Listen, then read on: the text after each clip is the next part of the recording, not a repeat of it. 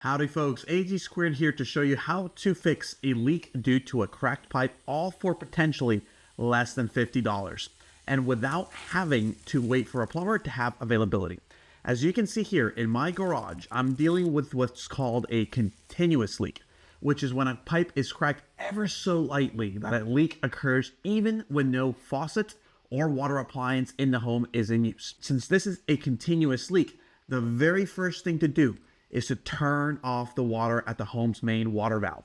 In my home, that's this valve here, and it's as easy as turning it so that it's perpendicular to the pipe.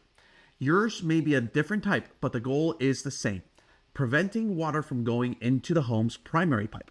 The second step is to drain the cold water in the home's pipes by turning on the home's faucets and or the garden hose spigot. While this drains, let me show you all of the materials that you're going to need to perform this fix. This here is a Sharkbite fitting and deburring tool, one that is good for the three most typical pipe sizes in the US: 1/2 inch, 3/4 inch, and 1 inch. This is a straight Sharkbite coupling fitting. We'll also need a Sharpie and a pipe cutter.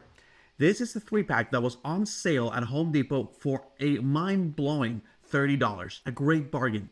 But if you need to buy just one, be sure you buy the one that matches the size of your pipe. That's everything, folks. That simple. If you see that the water is still flowing after waiting a while, that means your shut-off valve may not be fully turning the water off.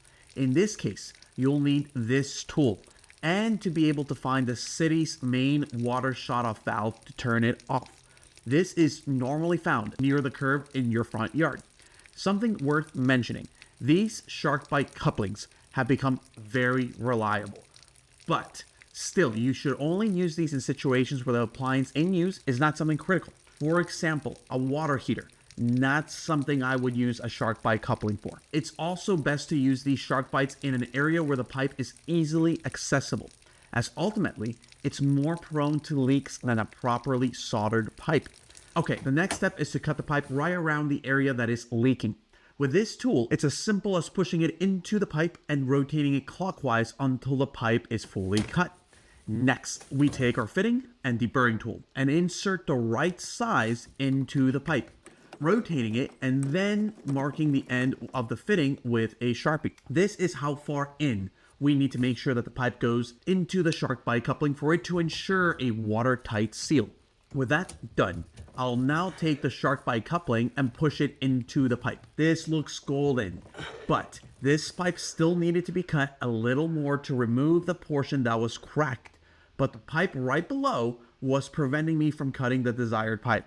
So I had to, unfortunately, cut the pipe below it as well, just so I could get enough room to work on the desired pipe. All this meant was that I repeated the same steps of cutting, then deburring, then marking with a Sharpie how deep the pipe would need to go into the coupling. Notice how hard I am pushing both sides into the coupling. This is essential, folks. If it's not pushed far enough in, it will leak. Take a look at how clean the final product is. The pipe on both sides are inside enough to align with the markings. B-E-A, beautiful. Next, we want to turn off all the faucets and garden hose spigots that we turn on to drain the water from the pipes, followed by turning the water back on from the main water valve.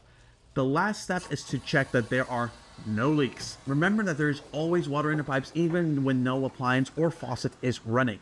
So simply seeing that there isn't an active leak is enough to be confident that the repair was done properly.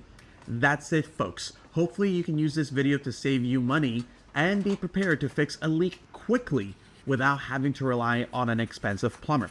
If you enjoyed this video, please remember to give it a like and share it with your network, and check out my channel for more DIY home repairs, renovation, and maintenance projects, as well as topics all around real estate and home ownership.